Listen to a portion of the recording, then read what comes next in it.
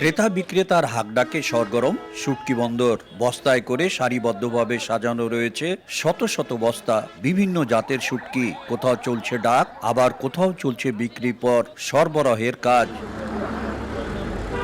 1980 সালে নীলফামারীর Saidpur bus terminal এলাকায় গড়ে ওঠে শুটকি আড়ত। দিন দিন এর পরিসর বেড়ে উত্তর জনপদের বৃহত্তর শুটকি বন্দরে পরিণত হয়। উপকূল ও বিল কেন্দ্রিক বিভিন্ন এলাকার মোকাম থেকে পুঁটি, শোল, চিংড়ি, চাপা, বোয়াল সহ নানা প্রজাতির শুটকি আসে এখানে। তবে নানা সংকটে প্রতি বছর লোকসান হচ্ছে এ আড়তে।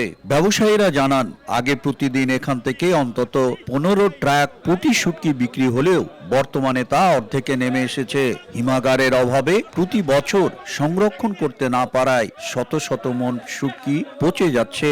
পাশাপাশি ব্যাংকের সুদের হার কমানোর দাবিও তাদের। অত্র এলাকায় মনে করেন কোনো একটা কোলেস্টর নাই যে আমরা মাল রাখি করব বা মজুত করব, একটা কোলেস্টর হলে আমাদের জন্য খুব সুবিধা হয়। ঢাকা, সাভারে, তারপরে আপনার রংপুরে এখানে রাখতেছে। আমাদের এখানে প্রতি বছরে প্রায় কোটি কোটি টাকার মাছ নষ্ট হয়ে যাচ্ছে। ব্যাংক ইন্টারেস্টটা কমে, তাহলে আমাদের মোটামুটি এটা ব্যবসার সচ্ছলতা আবার আসতে পারে। তবে হিমাগার নির্মাণে ব্যক্তি উদ্যোগে কেউ এগিয়ে এলে তাকে সহযোগিতার আশ্বাস জেলা প্রশাসনের।